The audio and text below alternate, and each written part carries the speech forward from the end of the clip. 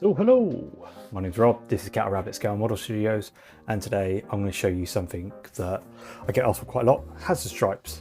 Hazard stripes are really easy to do. You see them all over the Warhammer universe. They're just absolutely everywhere. Chapters have them, scenery has them. You know, it's a great way of adding flavour and a little bit of visual interest to make scenery pieces and miniatures pop, and in this video I'm going to show you how to do it. Now, to begin with, we are going to need a few things. Obviously, the item that you want to put hazard stripes onto. For the purpose of this video, I'm going to use this little flat bit of plastic so you can see what I'm doing. You are going to need something long, straight and hard.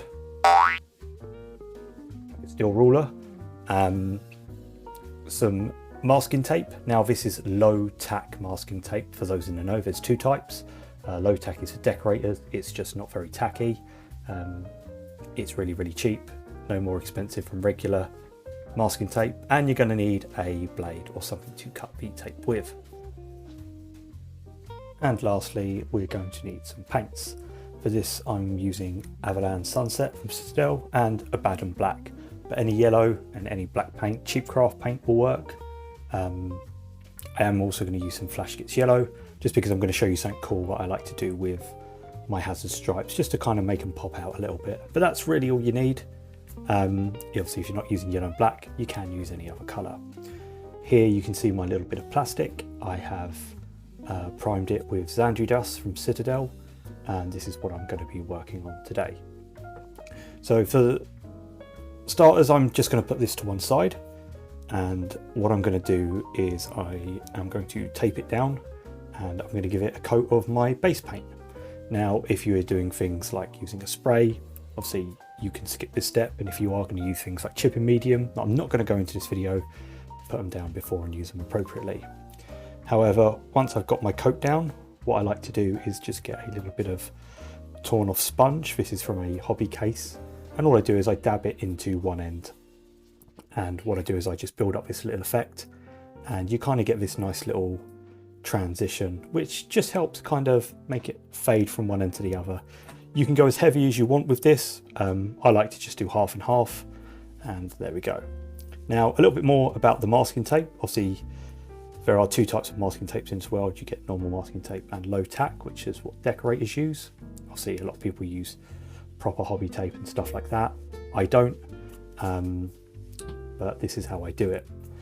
Firstly, I put down a strip of masking tape, and the reason why all these fancy squares are on your cutting mat, if you don't own one, is for measurements. They are normally 1 centimetre wide, and then using our ruler, all I do is I measure and get a nice straight edge and make a pass on the tape and cut it all in one go. Now you can see here that it's torn a little bit, and I'm going to tell you why it's done that. But all I'm effectively doing is cutting my masking tape into 1 centimetre wide strips. Now, the reason why the tape is torn is because the blade is blunt. This is a great indicator of what's gone wrong here. If you aren't so worried about stuff like that, it gives a cool little effect. It will give an inconsistent line. However, using a sharp blade is probably the best way of doing it, and you'll get a nice crisp straight line, which is obviously what I've just done here. Now, it's worth noting standard masking tape is about 2.5 centimetres wide, so you'll get a little bit of waste, or you can keep it for, you know, if you want to do some thinner stripes, but normally you'll get 2 runs out of each strip of masking tape. Then all I do is, using my sharp blade, I just cut them into rough sections. Now, this is how I get my even spacings. The first thing I do is I work out the angle I want my stripes. So you can go by a 45-degree angle, you can do vertical ones with this, you know, if you want to do some striped effect. And all I do is I put my first bit down, and I quite firmly push it down with my finger. Then all I do is I get my next piece and I put it right next to it. And effectively what I'm doing here is I've always got one piece, in case the piece I've just put down. I still push it down firmly like I would, making sure it's nice and straight. I use it as a spacer, so I always get a very consistent line, which I think sometimes is where hazard stripes can sometimes look a little bit not quite right if the spacing's, you know, not perfect. And I think the eye does pick up on that, especially with, you know, the detail that you're trying to add. And I think this is just a surefire way of always making sure those stripes are 100%. But anyway, I removed the piece after I put my next bit down, and then I just work my way along the section that I'm doing, firmly pushing it down every single time, treating it no different until I've got all my bits evenly spaced. If you are working on something like a curved surface, do just take your time making sure that everything's spaced, because you'll need to the tape will need to curve slightly. I'll show you some examples at the end, but it is very much doable as I've done it many times. Now, using Abbadon Black and a little bit of sponge, which we kept from the yellow earlier, I'm using exactly the same sponge. All I'm going to do is, like I did beforehand with the flash Gitz, I'm just going to sponge on some Abbadon Black, and to me this gives a great kind of painted on look for the black. I mean, if that's not what you're going for, then you know what, you could just run a spray over this and get a nice solid colour. However, I like to think that there's a bit of wear and tear and things like that. So this is just a really good way of adding some inconsistent kind of markings and things like that. You'll see when I take the tape off at the end. It just gives a great effect, and I think it's just another little technique just to kind of make your scenery have that lived in look, unless you are going for that kind of fresh off the manufacturing line. You know, that's entirely the style dependent on what you're going for, but I like to jazz it up a little bit, and I can't believe I've just said jazz it up. And that's it.